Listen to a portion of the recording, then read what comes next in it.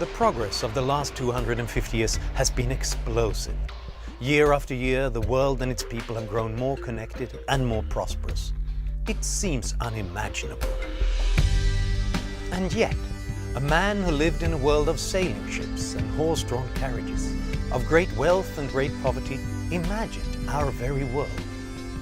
He set pen to paper and recorded the ideas that would revolutionize the world's marketplaces.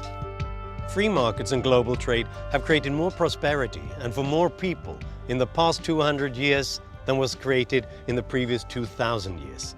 We are living longer and more comfortably than the vast majority of people who ever lived. But in today's seemingly ruthless competitive environment, where the stakes are high and winning is the name of the game, can an ethical and an honest business still prosper? Has the global economic system become so big and complex that morality and human empathy are no longer relevant? Where insiders and the rich get richer, and the middle class and the poor get poorer, and the free market is no longer free?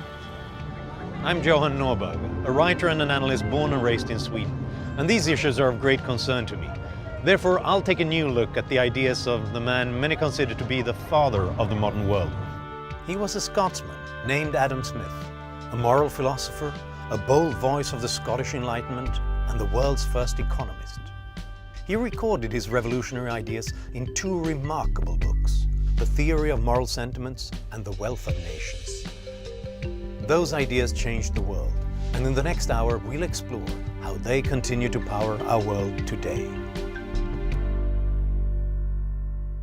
Funding for this program has been provided by John Templeton Foundation and Templeton Religion Trust.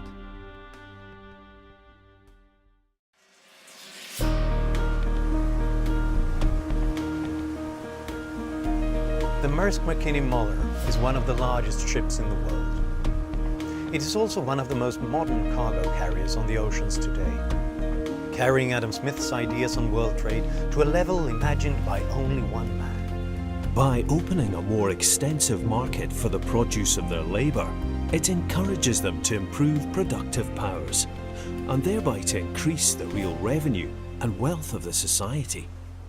In command of the huge ship is Captain Jes Meinertz, a 25-year veteran of the sea lanes. You see the vessels getting bigger and bigger. You have seen an increasing volume of cargo going from one part to another part. And I think that trend will continue. The massive scope of international trade today would have been unimaginable even a few decades ago. But Adam Smith foresaw the workings of such a world more than 200 years ago. He wrote that free markets and free trade would connect the continents and result in global prosperity. Today's markets have grown to global proportions, and revenue and wealth have soared. Just one way that Adam Smith's ideas continue to change the world. Captain Meinertz and his crew are on a journey that will take them over 12,000 nautical miles, from Shanghai to 3 more stops in mainland China, Hong Kong, and then through the Suez Canal. Now, after 20 days at sea, they are nearing Algeciras, Spain. Then it will be on to Rotterdam and other European ports. The economic facts of life in the cargo business mean that bigger is better. Size is everything.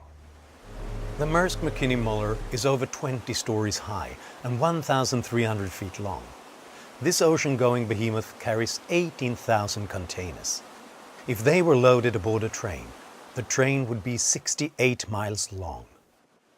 The containers hold everything from fruits and vegetables to furniture and electronics, from appliances and kitchenware to vehicles and auto parts. A vast variety of consumer and industrial goods to feed the growing demand of a globalized world. In China, for example, you have 1.2, 1.3 billion people, and the middle class is growing. And of course, there will be consumers like in the US and like in Europe. And of course, that will create even more a demand for goods to be transported around the world. It's early evening when the ship arrives in Algeciras, Spain. Now, working through the night, over 2,500 containers will be offloaded within 10 hours. Then, once again, the ship will be on its way. Every day of the year, thousands of container ships enter hundreds of ports around the world. Adam Smith would be amazed. Every corner of the earth is now linked to every other. Each day, more people become connected by global trade. Each day, because of it, life gets better for millions of people.